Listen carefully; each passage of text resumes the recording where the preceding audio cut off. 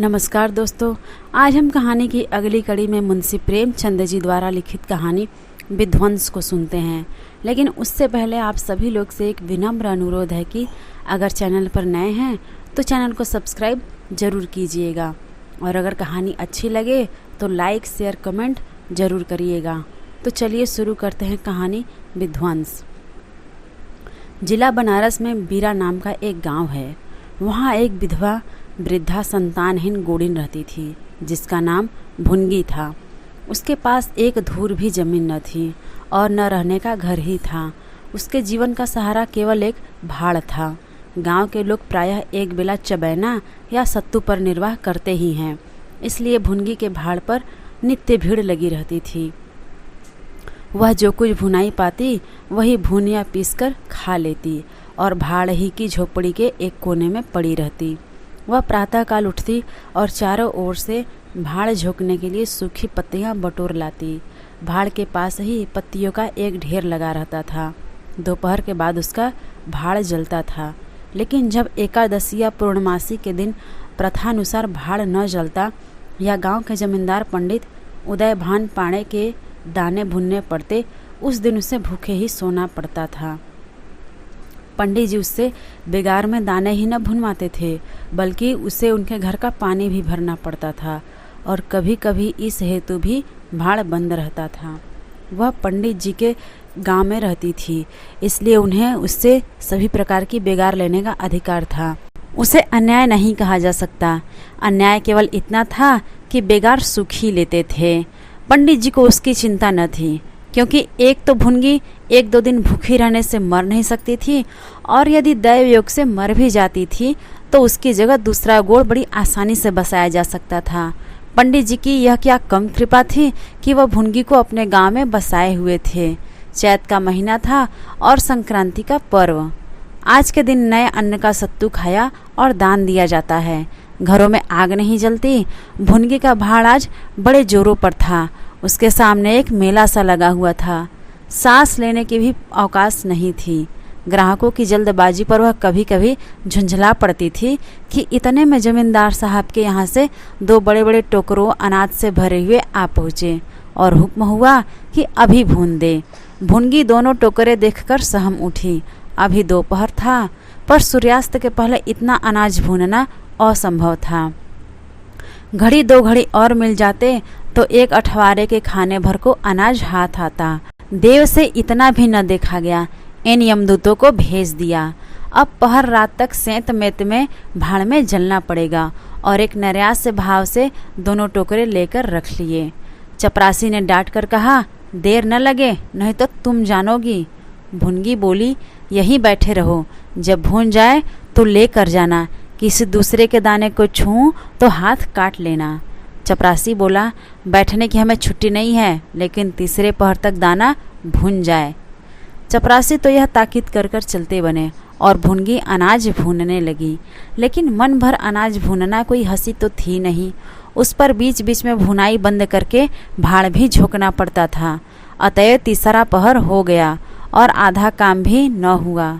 उसे भय हुआ कि जमींदार के आदमी आते होंगे और आते ही गालियां देंगे और मारेंगे पीटेंगे भी। उसने और वेग से हाथ चलाना शुरू किया। रास्ते की ओर ताकती और बालू नाद में छोड़ती जाती थी। यहाँ तक कि बालू ठंडी हो गई, सेवड़े निकलने लगे। उसकी समझ में न आता था कि क्या करे क्या न करे। न भूनते बनता था न छोड़ते बनता था। सोचने लगी, कैसी विपत्ति है। पंडित जी कौन मेरी रोटियां चला देते हैं, कौन मेरे आंसू पोंछ देते हैं। अपना रक्त जलाती हूँ तब कहीं दाना मिलता है, लेकिन जब देखो खोपड़ी पर सवार रहते हैं। इसलिए न कि उनकी 4 अंगुल धरती से मेरा निस्तार हो रहा है। क्या इतनी सी जमीन का इतना मोल है? ऐसे कितने ही टुकड़े गांव में बेकाम पड़े हुए हैं। कितनी बखरियां उजाड़ पड़ी हुई हैं। वहाँ तो केसर नहीं उपजती, फिर भी मुझी पर क्यों यह 8 पहर धौंस जमाते रहते हैं। यह कोई बात हुई? और यह धमकी मिली कि भाड़ खोद कर फेंक दूंगा, उजाड़ दूंगा। मेरे सिर पर भी कोई होता तो क्या ये बौछारें मुझे सहनी पड़ती? वह इन्हीं कुत्सित विचारों में पड़ी हुई थी कि दोनों चपरासियों ने आकर कर्कश स्वर में कहा, क्यों री, दाने भुन गए?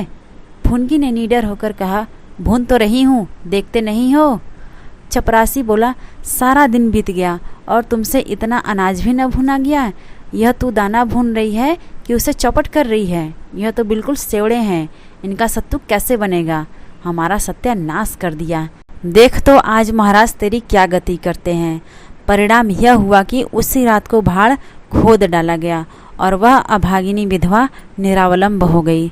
भुनगी को अब रोटियों का कोई सहारा न रहा। गाँव वालों को भी भाड़ के विध्वंस हो जाने से बहुत कष्ट होने लगा। कितने ही घरों में दोपहर को दाना ही न मयस्सर होता। लोगों ने जाकर पंडित जी से कहा कि बुढ़िया को भाड़ जलाने की आज्ञा दे दीजिए, लेकिन पंडित जी ने कुछ ध्यान न दिया। वह अपना रोब न घटा सकते थे। बुढ़िया से उसके कुछ शुभचिंतकों ने अनुरोध किया कि जाकर किसी दूसरे गांव में क्यों नहीं बस जाती, लेकिन उसका हृदय इस प्रस्ताव को स्वीकार न करता।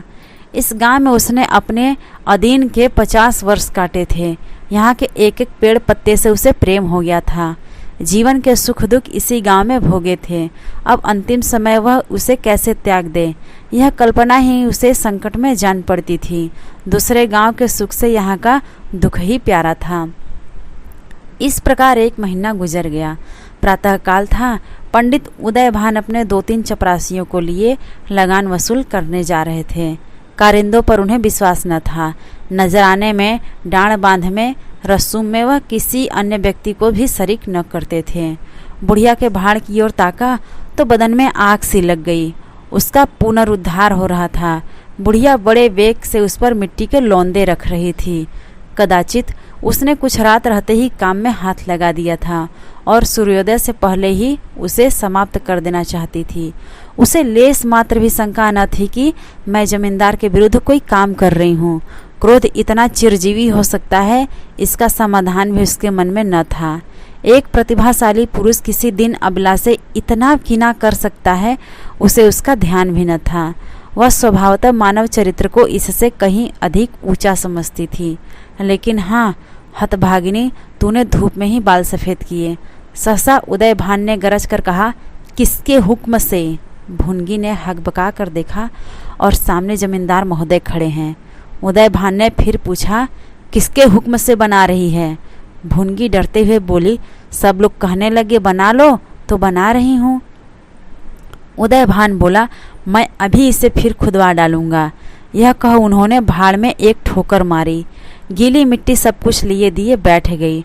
दूसरी ठोकर नाद पर चलाई, लेकिन बुढ़िया सामने आ गई और ठोकर उसकी कमर पर पड़ी। अब उसे क्रोध आया। कमर सहलाते हुए बोली, महाराज, तुम्हें आदमी का डर नहीं है तो भगवान का तो डर होना चाहिए। मुझे इस तरह उजाड़कर क्या पाओगे? क्या इस 4 अंगुल धरती में सोना निकल आएगा? मैं तुम्हारे ही भले की कहती हूँ। दिन की हाय मत लो, मेरा रोआ दुखी मत करो। उदय भान बोला, अब तो यहाँ फिर भाड़ न बनाएगी ना? भुनगी बोली, भाड़ न बनाऊंगी तो खाऊंगी क्या? उदय भान बोला, तेरे पेट का हमने ठेका नहीं लिया है। भुनगी बोली, टहल तो तुम्हारी करती हूँ, खाने के लिए कहाँ जाऊंगी? उदय भान बोले, गांव में रहोगी तो टहल करनी ही पड़ेगी। भुनगी बोली, टहल तो तभी करूंगी जब भाड़ बनाऊंगी। गांव में रहने के नाते टहल नहीं कर सकती। उदय भान बोला, तो छोड़कर निकल जाए यहाँ से। भुनगी बोली, क्यों छोड़कर निकल जाऊं? 12 साल खेत जोतने से आसामी कस्तकार हो जाता है। मैं तो इस झोपड़े में बूढ़ी हो गई। मेरे सास ससुर और उनके बाप दादे इसी झोपड़े में रहे। अब इसे यमराज को छोड़कर और मुझसे कोई नहीं छीन सकता। उदय भान बोला, अच्छा तो अब तुम कानून बघारने लगी? हाथ पैर पड़ती तो चाहे मैं तुम्हें रहने भी देता, लेकिन अब तुझे निकाल करके ही दम लूँगा। चपरासियों से बोला, अभी जाकर उसके पत्तियों के ढेर में आग लगा दो, देखें कैसे भाड़ बनता है। एक क्षण में हाहाकार मच गया। ज्वाला शिखर आकाश से बातें करने लगा। उसकी लपटें किसी उन्मत्त की भांति इधर उधर दौड़ने लगी। सारे गांव के लोग उस अग्नि पर्वत के चारों ओर जमा हो गए। भुनगी अपने भाड़ के पास उदासीन भाव में खड़ी यह लंका दहन देखती रही। अकस्मात वह बेग से आगे बढ़कर उसी अग्निकुंड में कूद पड़ी। लोग चारों तरफ से दौड़े, लेकिन किसी की हिम्मत न पड़ी कि आग के मुंह में जाएं। क्षण मात्र में उसका सूखा हुआ शरीर अग्नि में समाविष्ट हो गया। उसी दम पवन भी वेग से चलने लगा। ऊर्ध्वगामी लपटें पूर्व दिशा की ओर दौड़ने लगी। भाड़ के समीप ही किसानों की कई झोपड़ियां थीं, वह सब उन्मत्त ज्वालाओं का ग्रास बन गई। इस भांति प्रोत्साहित होकर लपटे और आगे बढ़ी। सामने पंडित उदय भान की बखार थी, उस पर झपटी।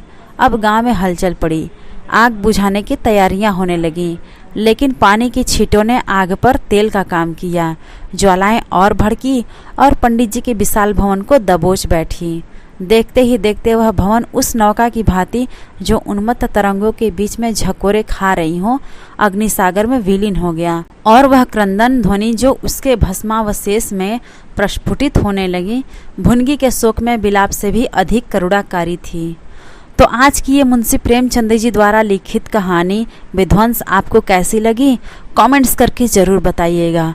और अगर चैनल पर नए हैं तो चैनल को सब्सक्राइब ज़रूर कीजिएगा और अपने दोस्तों को भी शेयर कीजिएगा।